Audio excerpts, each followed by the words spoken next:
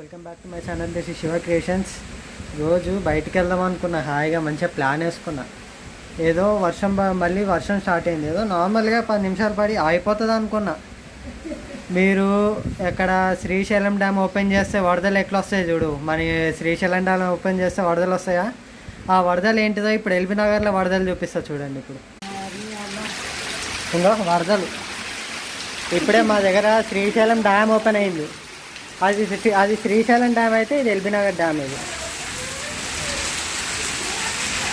ఇంకా వరదలు